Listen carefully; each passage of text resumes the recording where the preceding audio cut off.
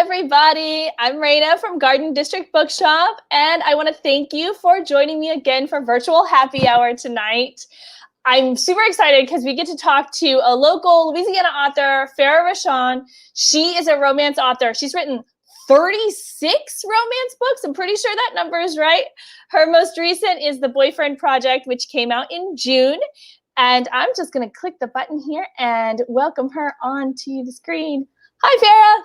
Hello. Hi there. How are you this evening? I am fabulous. Thank you, Raina. Thanks for having me here. Thank you for joining me. This is very exciting because we had an event with you back in June for the release of your book. And that was kind of right after I started Virtual Happy Hour. We started in April, and then your event was in June. And I was like, well, it's too soon. It's too soon. Yeah. Like, you've got these double events. But you've been on my list since like the beginning of people. Yes. And I was sort of been waiting for time to pass for like just to get far enough away from that event to be here. Yes.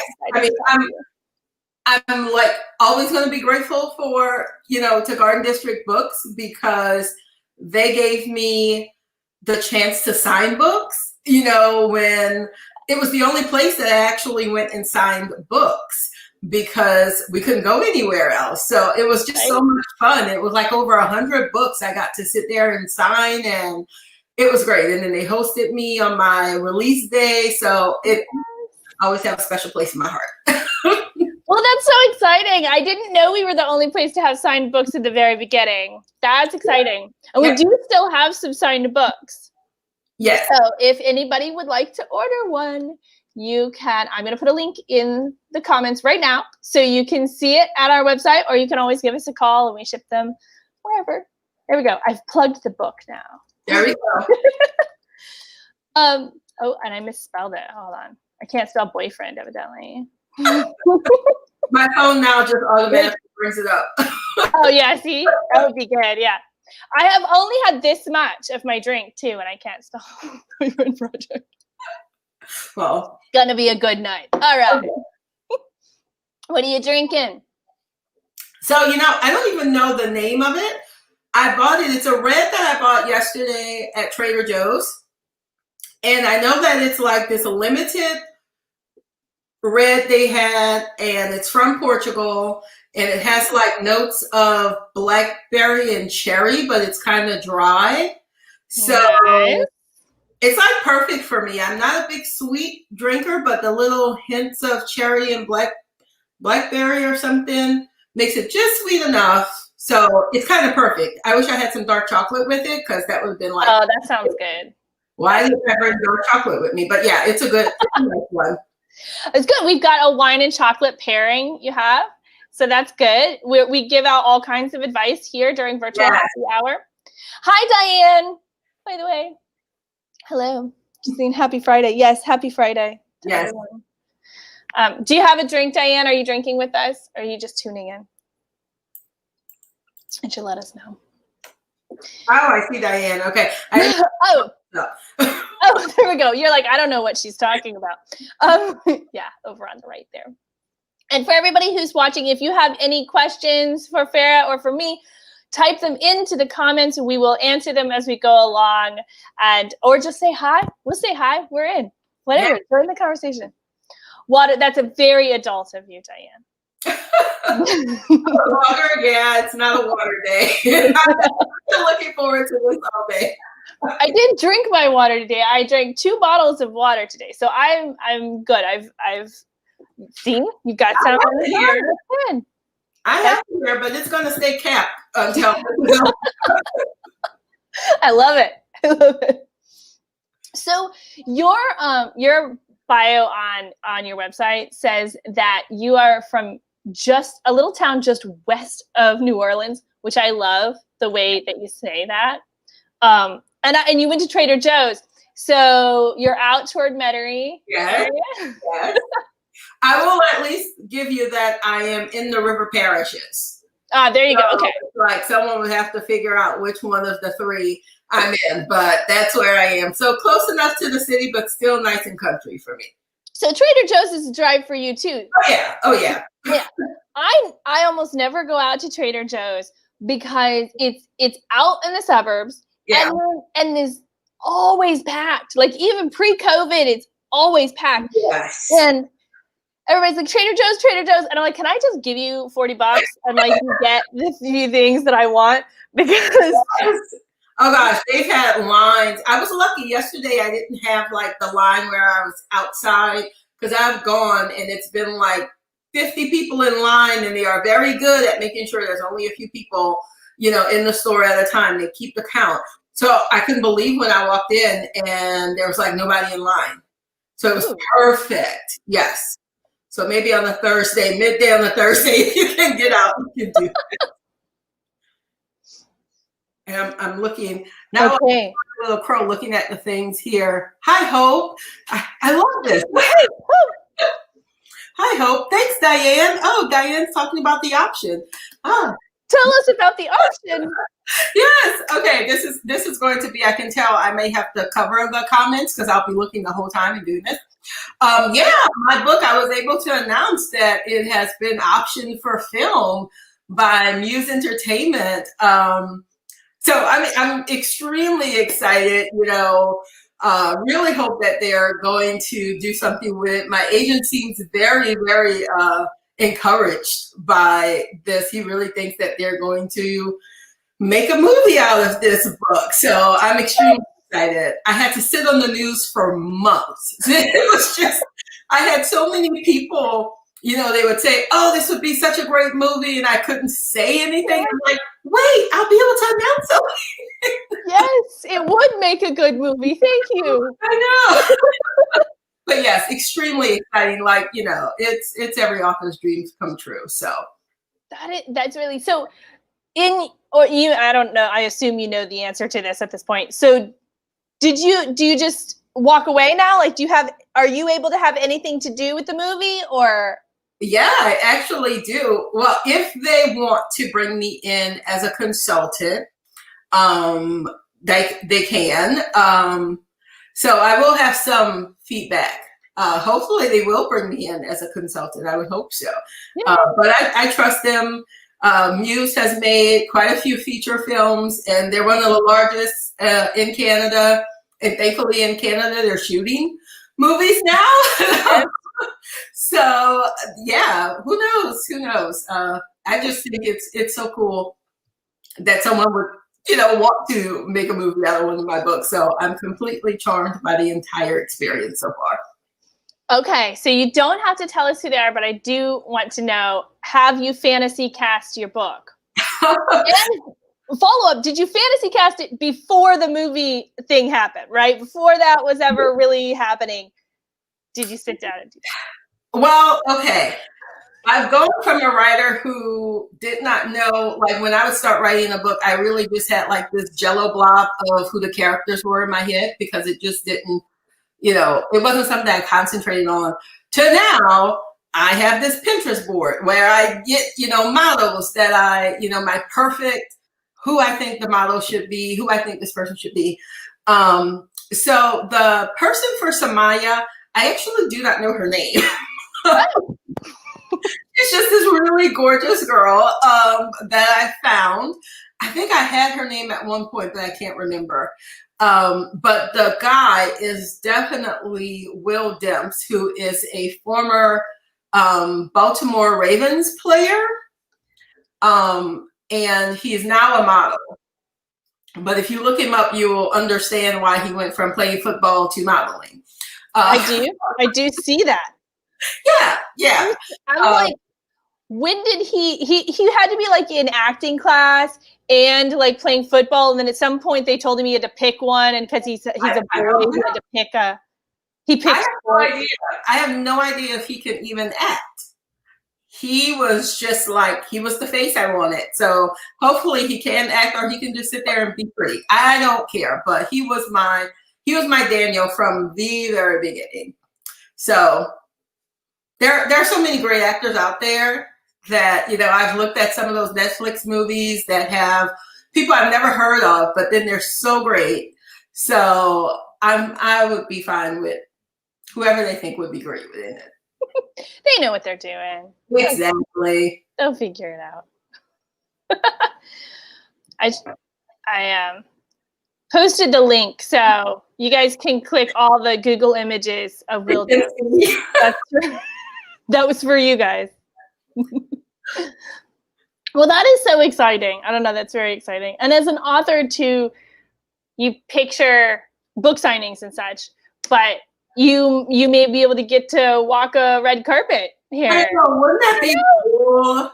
I would love a red carpet, or even, even if it goes to like Netflix or something, I would love to have just this huge like watch party. Yeah. Just have, when it premieres, to have this huge watch party and have people on Facebook and Twitter and Instagram. We are all watching together, hopefully with margaritas, because that's a big part of the book. I would love that. That would be so cool. So that would be amazing. And since it'll be far enough in the future, you can have a backyard party. Really. It doesn't have to be virtual. We should be able to be, by the time that happens, we should be done with masks. We should be able to hug people again and just have a huge, okay, now you're putting things in my head. So you gotta start planning that party. That's what I'm thinking. You're gonna have me online looking for a big screen and just in the garage until everything ends. But I know you need like one of those, a projector of some kind. Yeah. You've seen have you ever gotten like those Facebook advertisements where it's like this blow up? Yeah, the thing you blow it and you just project it on there. Okay, of course now we're going to have the ads because we've mentioned it out in the open. So we're going to have those ads now in our Facebook. Oh my gosh, you're so right. But no, you are true. Yeah, I want that now. Yeah, and you've got plenty of time to figure this all out. You just start a Pinterest board for your party. So you've just got all these party ideas for your release party. I'm in. And I'm just going to hint about an invite now, since I helped with the initial planning. Exactly. You're there. If you're willing to make the drive, you don't go to Trader Joe's, but if you're willing to come up here. I'm in. Okay, like if Trader Joe's was inviting me to a party of someone's premiere that I knew, I would go to Trader Joe's. Okay. But they're just like, buy some chips. They're fancy. And I'm like, I don't know, Trader Joe's. Okay, good. Your invitation is there, and we are going to have. I put it out there. There we go. All right.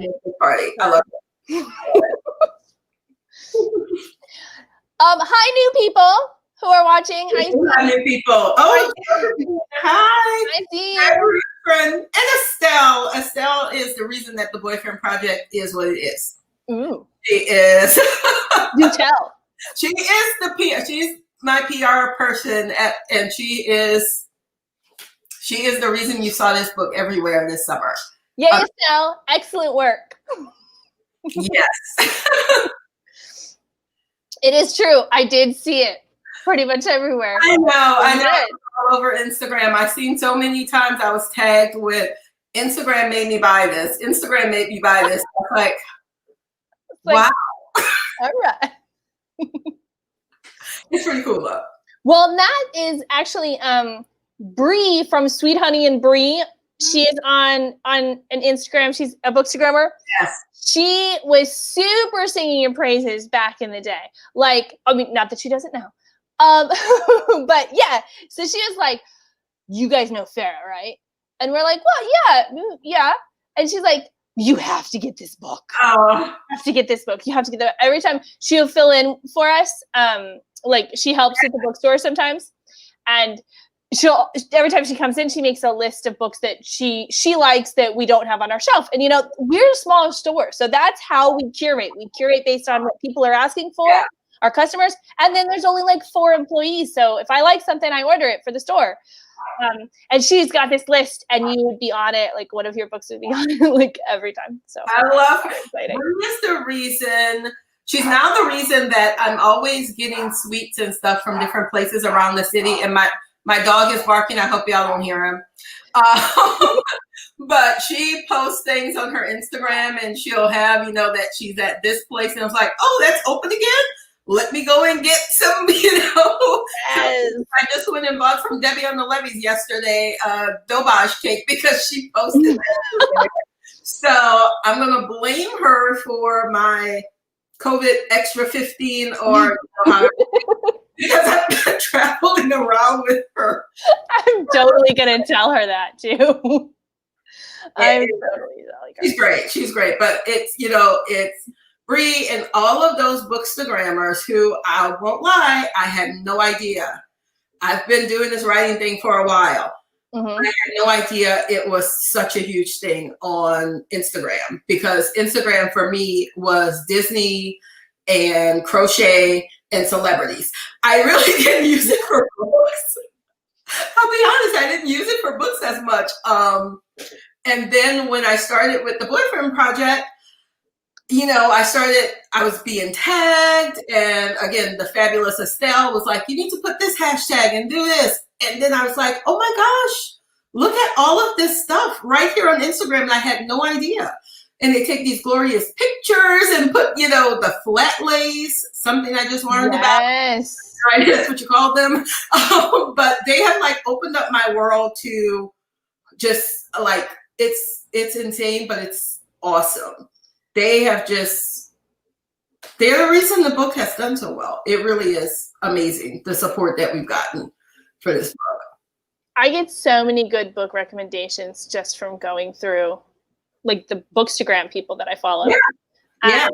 And I don't know how deep you've fallen into TikTok, but book talk is becoming a thing more and more too. And it's so weird because there's two different things, and it's a lot like Instagram in that you get really great book recommendations because they love the book. So they're going in depth about what it is, you know, what they really like about the book. And then these just really artsy pieces. Yeah, that's the thing that gets me with Instagram. So I will have to look at Book Talk, even though, so here's the thing with TikTok. My 12-year-old niece has told me that I can't get on it. Because she's on it. And I can remember when my niece, my other niece, who's like 20 something now, but when Snapchat first came out and I got a Snapchat and she just like started screaming at me, you're the reason I'm not on Facebook anymore. You drive me, you know, it's like I was going everywhere that she went. So I had to get off Snapchat because I was, you know, the old goat who was cramping your style. So I've been banned from TikTok, but maybe if I make another name. Yeah, just be covert. Don't friend them. Don't friend her. You know, you're going to want to, but don't. Right? Because then you've basically gone, look, I'm over here. You know, make her, she'll find you eventually, but don't go. You'll get a few, you know, good weeks or months or something on it before they find you. I'll tell her it's for work. I'll tell her it's for work, and I promise not to be around her if she sniffs me out on TikTok. But yeah, if it's anything like Bookstagram, I may have to do it because. Well, and that's the reason I started a TikTok is because it's for the bookstore, because I do all the social media for Garden District Bookshop. So I'm doing our Twitter and our Instagram and our Facebook, and I'm trying to stay on top of what's the new thing. You know, TikTok's clearly the new thing. And then I started hearing about Book Talk, and I'm like, okay, I got to figure it out. And so I had to start my own personal one so that I could kind of learn how it worked before I'm like making ones for the bookstore. Yeah. And here we are. Okay, you convinced me. I have to. Yeah. I got to look into it at least. I will. I will also say there's a lot of people who don't make their own videos. They just watch. So they make an account. It's a really basic bio, and then just like things and comment and watch stuff. So there's no pressure to actually create a ton of content. Just to get the, I'm going to look into it. I'll look into it and just won't tell her. See, Josephine is right. It's very addictive. It is one of those things you can find yourself staring at, you know, an hour later, 2 hours later. You gotta know that getting in. Like I need any more of those. But if I cut myself off, I actually have an app on my phone that will cut me off of social media because I'm just that undisciplined when it comes to social media. That I can preset it to, you know, cut me off 9 a.m. No more social media for the next few hours. So that's good. What is that app? I'm writing it down. Oh yeah, it's called Freedom. All right. Freedom from social media. I'm gonna look it up because my problem with social media is because it's my job. I can't just put it down. Like I can do it for a few hours. I have to have this period of time and I can do that for a few hours, but I can't like put my phone down for the rest of the day. Like I can't not do it. So I need something. Maybe that would be enough where I could like force myself away for a few hours, like literally have it not annoy me. Yeah. It's a good one. It's a good one to try to like get your time back, because social media really can take it all. Yes, so much. So your book came out in June, and you were saying before we went live that the beginning part of this year is going to be you working on 2 new projects, your next 2 projects, or? Yeah. So the first 6 months of the year for you is like still in quarantine, no matter how the virus is doing. Yes, I have 2 projects. One I can't talk about just yet, but the other one is the 3rd book in this series, in the Boyfriend Project series. It's London, who, you know, I've gotten so many great things that people have said about her, so I know people are going to be excited about her book. And I've already started plotting it. I'm super excited to start writing her book. So yeah, that's going to be the first part of my year. But it's good.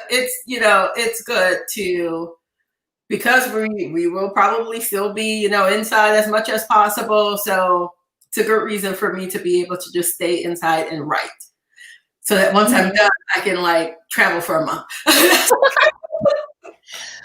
Yeah, that would be great if by the time you get there, that like your reward for making deadline is like actually getting to book that vacation you've been dreaming about. I want to go everywhere. So I'll pick 1 or 2 places. For me, something that happened during COVID was that I've always loved to travel. But it really made me go, okay, you need to focus. You need to pick those locations you've always wanted to go to that you've been putting off. Like I've never been to Europe, and because I will do it. I'll get there, And so I go to places that are easier, closer, less expensive, fill in the blank, right? And COVID told me like, you have to focus. If you want to go to Europe ever, you need to pick a location. You need to pick a time. You need to make that happen, because that idea that you could go anytime, that's just not true. Any moment, something can happen. And I took it for granted. I mean, I always knew that I was super lucky to travel the way I do, because anyone who follows me on Facebook, they know I get out a lot because it's me and my retired aunt. She's retired. She wants to travel as much as possible.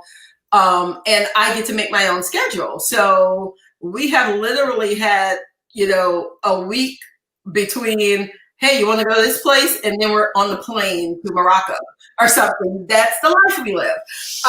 And I really took that for granted, because, at one time you couldn't travel to another state.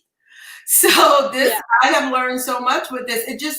It's taught me to appreciate what I have. And it also has taught me just how addicted I am to traveling, and it's one of those things where I sacrifice a lot in order to travel. I drive a junky car, a lot of the things, I drink $5 wine from Trader Joe's, I sacrifice things so that I can travel. And this has just shown me just how much I love it, and how I'm willing to sacrifice those things even more if it means I get to see more of the world. I can't wait until I can go. I'm ready to go again. All right, where are you going to go? What's one of your top places? So the trip that I know I want to go on, because the last international trip I went on was Barcelona last November. And I did do a cruise it was from Puerto Rico to New Orleans. It was the Disney cruise, the last time I actually left the continental US. But my aunt had a trip planned to Portugal, which is, a train ride away from Barcelona. Right. had that in March and she canceled it. And I wasn't going with her because I had just gone in November. But I told her, as soon as this is done, you're going to Portugal. I'm coming with you. And we're also going back to Barcelona because the food was so good that I just want to go to Barcelona and eat. And while they're doing all of the things, you know, all the touristy things I did when I was there, I will just be in a little cafe eating tapas, drinking wine, and waiting for them. And then I'll just, you know, go around. But it was so great. It was a short trip, only like 5 days, 4 or 5 days. Yeah. So I want to just go and, yeah. So I'll be going right back to the last international spot that I went to. And then everywhere else. Yeah, right. That's just a stepping stone. That's just the one at the top of your list. Yeah, absolutely. My son is 13 and has reached a point where he does not want to go much of anywhere with mom, which is cool. That's cool. But maybe 6 months ago, he said he wanted to go to Iceland. And he kept saying it, and he kept saying it, and I kept asking, like, why? And he just kind of had these vague answers, but he just really seems to like it, the idea of it. And I was like, okay, done. Do it. Done. That is on the top of my list as soon as I can actually make a real plan. Yes. It's on my list too.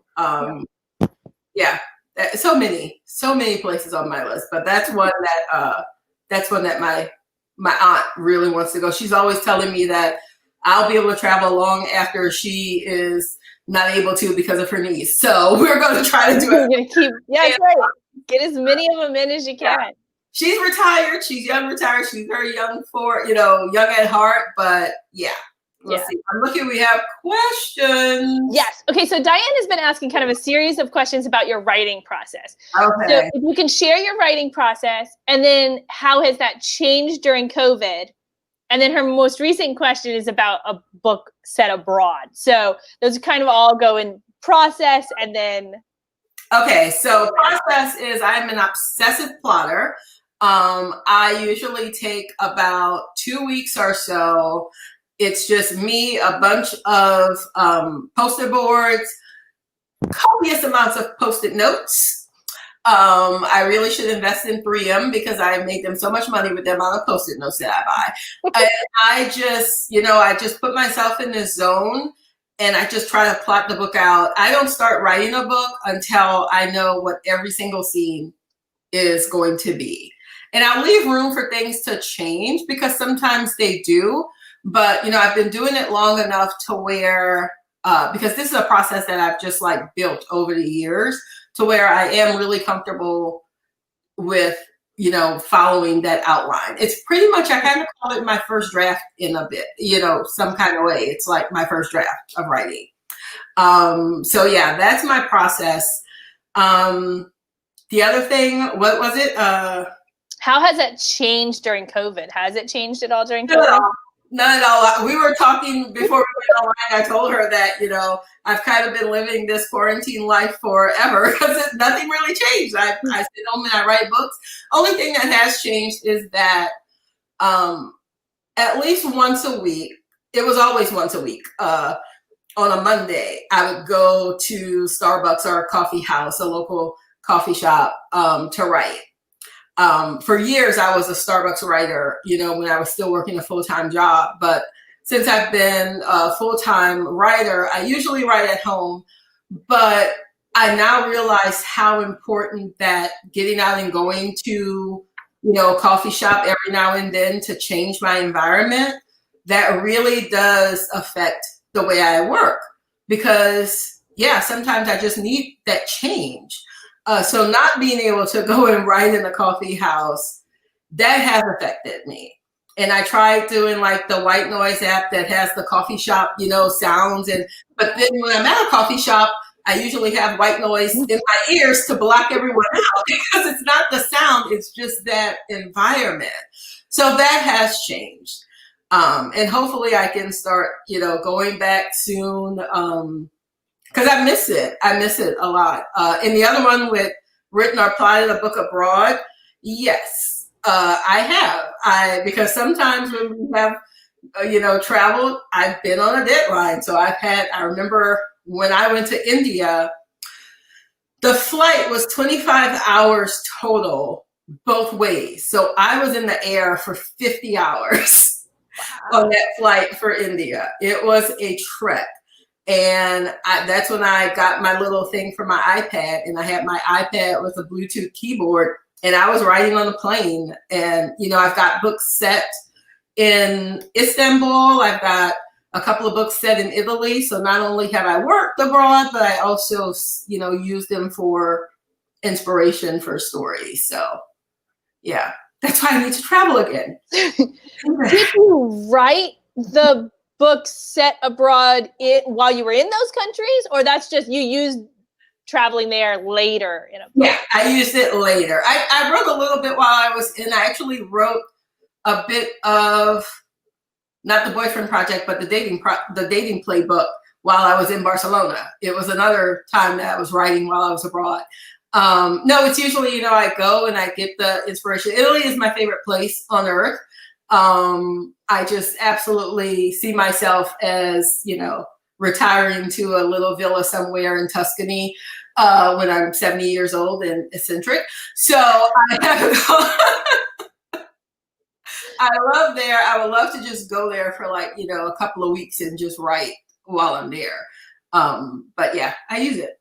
Have you seen any of those articles where there's a whole Italian villa on sale for $1,000 or something? That might be a little melodramatic, but I'm oh, I can afford that. All of a sudden my brain is like, this is almost like an impulse purchase, like an internet impulse purchase. If there was a buy here button, I would be in trouble, because I have seen sometimes where I was like, I'm pretty sure if I transfer some money between accounts, I've got that.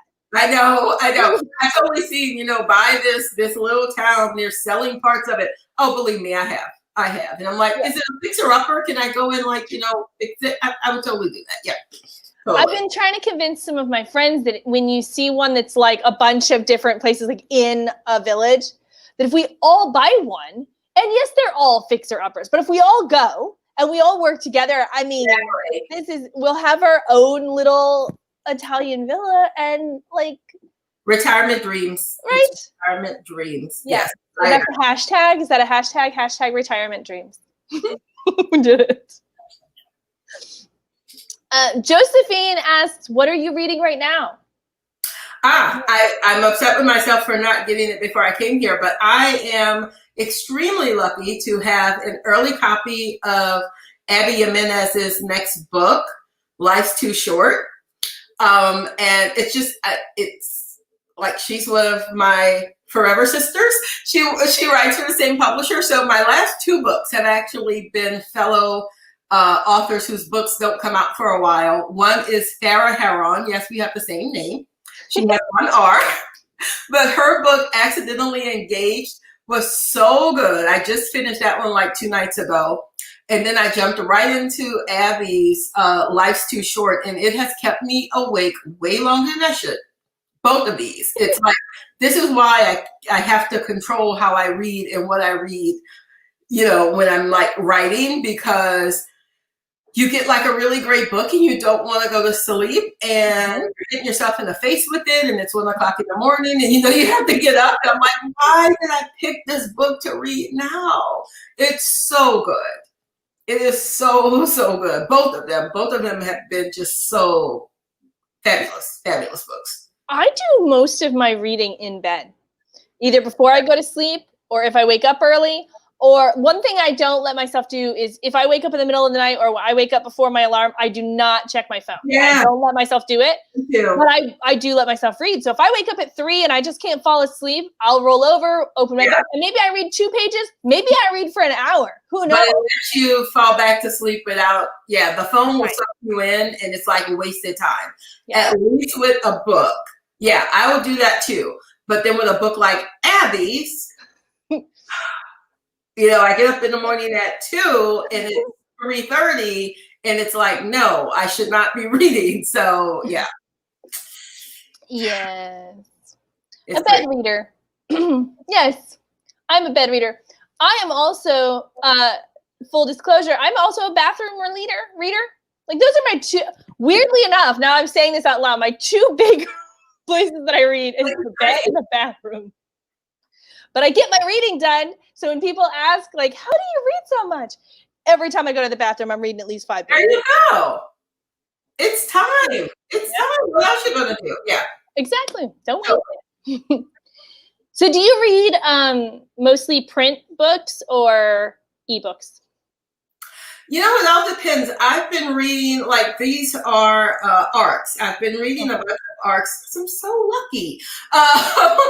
So most of those have been physical books because I used to be just all ebook all the time. Even though it took me, I'm so stubborn, it took me so long to adapt to ebooks when they first came out.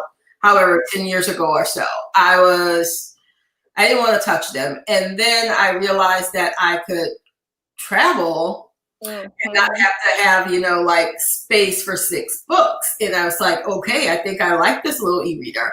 But now I've actually gone back to reading in paper, and I like it. So it's kind of equal. But I tell you, the one that's really grabbed hold of me is the audiobook. Again, yes, something that I did not, it took me so long. But now I will, you know, I'm listening to an audiobook in the car. It has made me exercise when I did not want to because I have certain ones that I listen to only when I'm walking. I woke up with a sore ankle the other morning because I was listening to the latest Karen Slaughter, who I love. I love her Will Trent series, and her latest was probably my favorite of the whole group. I was listening and I did not want to stop. So I walked for like twice the amount of time I usually do because I just didn't want to stop listening to it. So yeah, I love it. I listen to audiobooks pretty much all the time too. I'm in the car for sure. Chores makes chores better. If there's no one else around, folding laundry, doing stuff like that with the audiobook going. Today, I cleaned my kitchen cabinets with my audiobook. My phone was just sitting there and it's playing and I'm listening and cleaning my kitchen cabinets. Made it a whole lot easier. My favorite, yeah, I'll do the chores like you said. You know, I was mopping the other day. Didn't like it, but I was like, oh wait, I can listen to the book because for one thing, the book is like 18 hours long, and then so it's a big one, but it could have been another 18 hours and I would have loved it. But that and crocheting, to just sit in the afternoon, you know, take a Saturday afternoon and for 3 hours just crochet while I listen to the audiobooks, that is like, it's perfect. It's my perfect Saturday. I crochet too. It's very exciting. Okay. Favorite part about virtual happy hour is when we've never met in person. And then you say, we love traveling. We love books, which is the only one we really knew. We love audiobooks and crocheting. See, when we finally do go to this party, it's going to be so much fun. It's going to be like best friends that just didn't. Right? Yes. Exactly. Yeah, I'm new to crochet. Well, it's been a few years, but it's like one of my favorite things. I absolutely love it. My mom crocheted and she taught me how to like make a chain and very simple when I was younger. And then I never really did anything with it. And then a few years after I left home, I was like, teach me how to do that thing. And actually I have a coaster right here that I made some simple things and then I didn't do it for a while. And then about like 5-ish years ago, I was like, you know what, that crochet thing, I'm going to really learn to do that this time. I'm going to go past the coaster. Did you go on YouTube or YouTube and Ravelry? Yes. Oh, yeah. Yeah. Yeah. So Ravelry is a great place to get patterns for knitting and for crocheting. Yeah. And then if it was a stitch that they were using a stitch I didn't understand, I'd go to YouTube and go, okay, someone teach me how to do this. Pretty much. I was taught at like 9 years old. There was like a church thing where a summer camp and they were teaching. And then it's like, I made one little thing and that was it. And then a fellow writer friend, Alexis Daria, she posted something that she crocheted on Twitter. And I've been looking for something because when I started like working from home, it took me a while to adjust. because I went from writing, I would write for 2 hours in the morning and 2 hours in the afternoon after work, to having my whole day and thinking that if I'm home, I should be working. And I burned out so quickly because I just thought I should be working all the time. So I took up crochet because I thought, you know what, I can watch TV and I'm still doing something productive. So that's why I have this stash of baby blankets, because I was just making baby blankets because it was so quick, Right? Yeah. It was like a granny stitch and I would just stitch, but it was more of a way for me to relax without feeling guilty about it, because I just had it was so hard for me. And now I just do it because I just absolutely love it. Yeah. I mean, if you're making baby blankets, you have this stash of gifts. Exactly. Right? You just find like 3 different patterns for 3 different holidays or, celebrations, make like 5 each, and then somebody's having a baby, look at this. All I had to do was put it in a gift bag. I'm for you. Just a few weeks ago, my mom had one of her good friends had a new granddaughter, and she's like, "Oh, I really need to get a gift." And I was like, "No, you don't." I got you. I got you. And nothing's better than a handmade, blanket, coaster, scarf, whatever it is. Like, you made these? Yes, I did. I know. So everybody needs to crochet. I'm looking at our comments. Everybody. Oh, Joe, look, Joe needs to come in because she's like addicted to crochet too. Joe and Diane, you see? Yeah. All right. So are we starting? What are those circle? Oh, yeah. Like a sewing circle, but I don't know if they're crocheting. Okay, we're going to have a crochet circle. The magic circle. That's why I started that. Yes. Pinterest. I have not looked on Pinterest for crochet patterns. Josephine says there's great crochet patterns on Pinterest. Oh, I'm sure. Oh, that's another board I need to make now. Exactly. Yeah. I want to make sure we caught all the questions. Oh, I thought there was one. Wait. No, there is another one. Where was Linda? Yes. Linda asked a question a while ago. What made me decide to write romance, and which author influenced me the most? Okay, I'll confess, when I was reading back like in college and stuff, I did not read romance. And when I first started writing in college, and it was more of like a suspense thriller type thing, legal thriller. I have no legal background at all. Don't ask me why. So that was my very first book. I wrote it longhand on, I would write between classes when I was in college at Xavier. And, but I had these friends that I had met through an online bulletin board before social media was a thing. All the publishers had their bulletin boards for their authors. So I was and remain a huge fan of Judith McNaugh. Mm-hmm. And I was on her bulletin board. I met all these girls. We're still friends to this day. It's been almost 20 years. But they found out that I was writing a book, and they just automatically assumed that I was writing romance. And I was like, no, I'm not. But why wouldn't I? Because, that's what I read. So that's kind of how I tumbled in, and it was so funny because I remember how hard that first book was to write. And then when I wrote my first romance, I had so much fun that it did not feel like work. So, I was laboring over that first book. And then this other one just came to me, the banter and everything was just so natural. And it's like, okay, I think I'm a romance writer.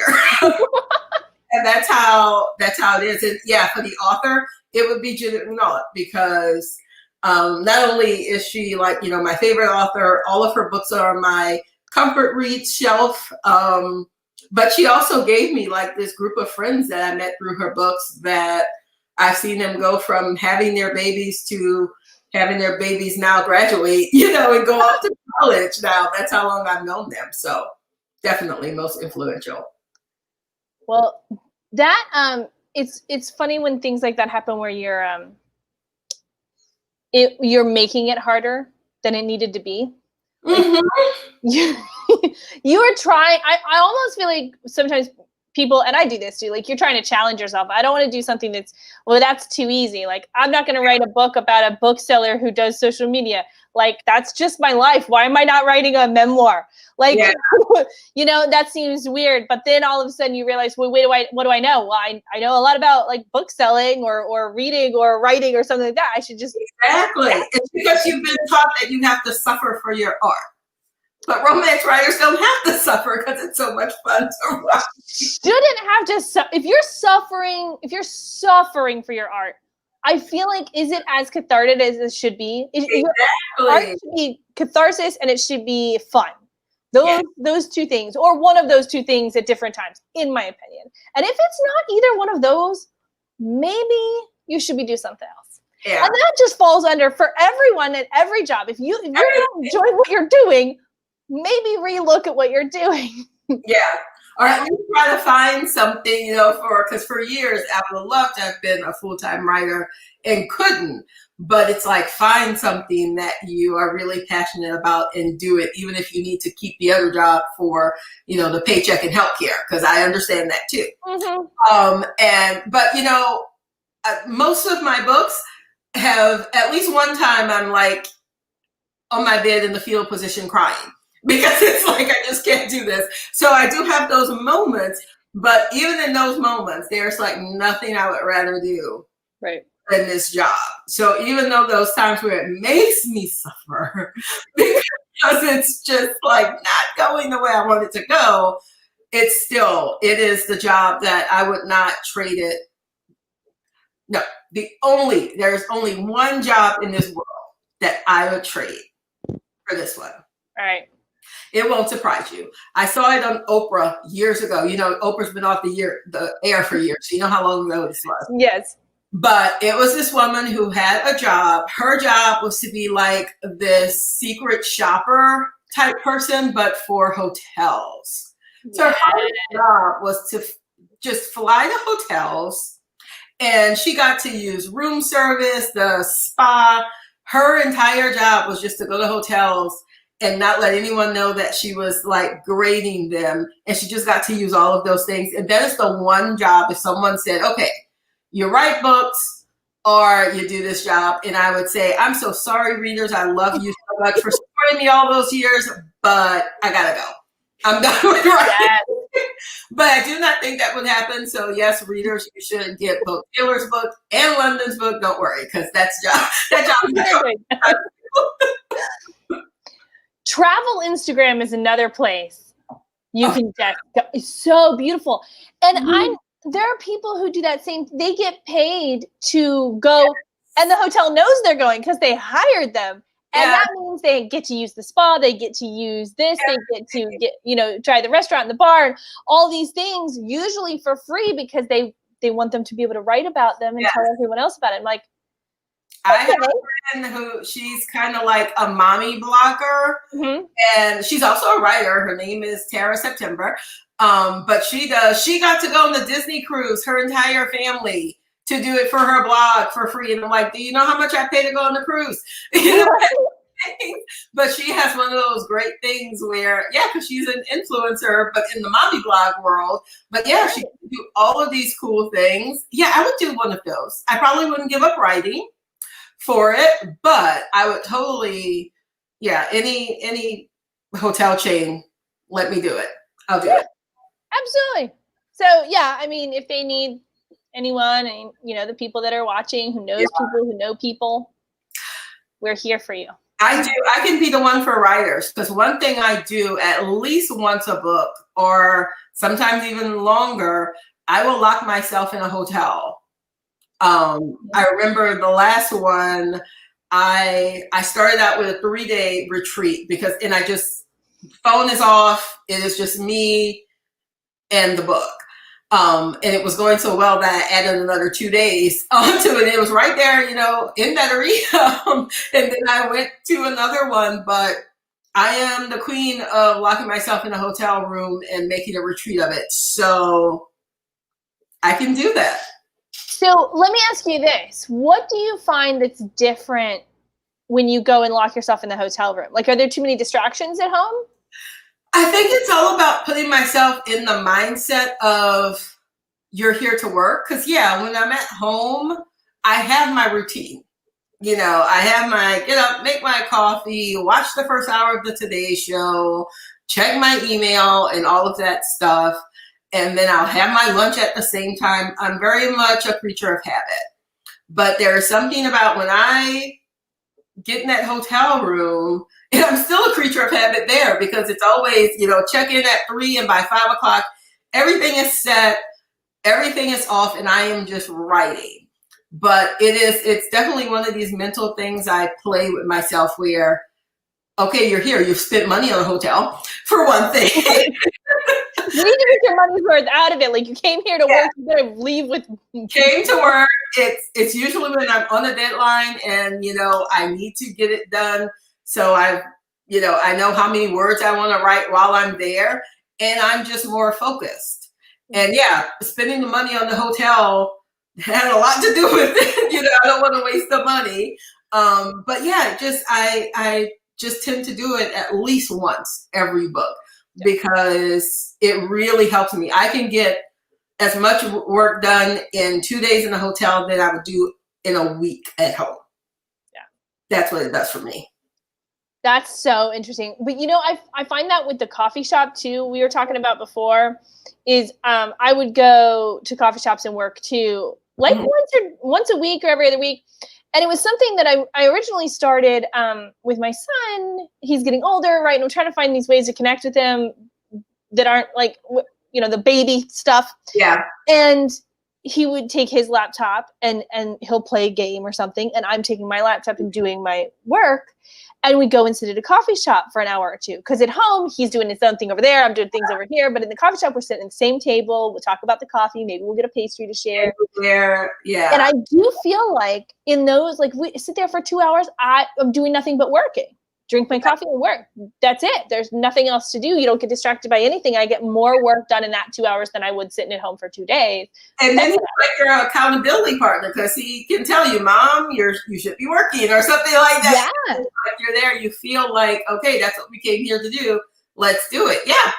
Exactly. It is. I think it's just that different environment and taking yourself out of that and putting yourself somewhere else where you know you have like this purpose for being there. So yeah. It's hard to find that at home, even if you have like a desk and an office or something. It's still hard to find that because the dog barks and something happens, and then you have to go check it out. You get hungry, and you just get up and go. Yeah. But yeah, you go to a coffee shop. You've bought your coffee. You've bought your pastry. That is it. You're sitting here now. Not going to go back. Yeah. I really do miss that. I would always go like on a Friday night because they have this thing called Friday Night Writes. It's this thing on Twitter. It's an account, and it's just a whole bunch of people around the world writing at the same time. And that's something I really do miss about not being able to go to a coffee shop now. I just don't do it at home. Yeah. Because it was always my routine to go at the coffee shop and and they have these time things and you report what you wrote. And yeah, I miss that. That's one of those things about COVID that I don't get to do anymore. And I miss it. Yeah. Yeah, that's on my short list too. Coffee shops are on my short list of things I'm looking forward to. That, and like I'm going to be way more of a hugger. Like I was a hugger, but not like a big hugger. I had to really know you, you know. Not enough for me. Yeah. And now I'm out. I'm going to hug you. I'm going to go in for the awkward hug now. That's what COVID has taught me. You might not be able to do it. Like in a minute, it could just be taken away. And I always wanted to be more of a hugger, and now everybody just better watch out. Have you have your reason now? It really exactly. There are lessons that we definitely all will probably learn from this. Just to appreciate things that we took for granted before. Yeah. Okay, so remind me one more time as we get to wrapping up here. When is your next book coming out? And I know it's so weird because you had a book come out in June, but I know that you have another book coming out in 2021. When is it again? It is August 17th, 2021. I just revealed the cover. I had an exclusive with Entertainment Weekly, and they did a great interview with me. And we revealed the cover just this past Monday. I absolutely adore the cover of this new book because the cover artist, she captured my characters. It's perfect. Elizabeth, that's her name. She was fabulous. Yeah, I'm going to post a link in the comments to this EW article. I just found it, so everyone can go and check it out. And the coolest thing I'll say, well, people kind of know because I think they have the blurb is out now. But my favorite thing about the cover, or at least one of my favorite, because I love so much, but the background has the X's and O's, and my hero is a football player. And I just love the whole take on, it's like, is it about love? Is it about football? Yeah. That one little thing, when I saw that on there, I was like, oh my gosh, I love this so much. I have just looked at that cover just for like way too long, just staring at it because I love it so much. That is so great. Yeah, when the cover artist like truly gets it, like it really finds that little detail that pulls it all together. That's really perfect. I could not think of a single thing that could be better. And it's almost like an Easter egg for readers too, even though it's like right there on the cover. But you might not like notice that. Like halfway through, you'd be like, "Oh my gosh!" You're like, I know. Yeah, but it was right there the whole time. I love it. Yeah, that's awesome. Well, Farrah, we've pretty much reached 6 o'clock. We made our hour. Oh my God. It went so quick. I know. I just wanted to thank you again. I know I have a little bit. This is something I learned early on in virtual happy hour. You got to make that one last all virtual happy hour. I did a regular pour. I was trying to be good. So I did like the 4 ounces. So I know next time that, do a little more generous pour. Mm-hmm. Well, the first 2 virtual happy hours were a little more exciting for me over here than they should have been. But they went fine. And that's what I've learned. I've learned to pace yourself if you're supposed to be in charge. There you go. Anyway, thank you so much for joining me, Farrah. It was great talking to you. I am so glad we have so much in common. Yes. I can't wait. And until we can travel. Yes, exactly. Thank you to everyone who joined in, asked questions, commented, and watched through our virtual happy hour. We appreciate you so much. You can get all of Farrah's books through Garden District Bookshop on our website, and we have signed copies of The Boyfriend Project on our shelves right now. And they're dry for me, so if there's another one that needs signing, all they have to do is send me a note. Gives me a reason to come out to the city. Yeah. I give her an excuse to drive past Trader Joe's. Yes. Exactly. All right, guys. Thank you so much. Have a wonderful evening. Thanks. Bye.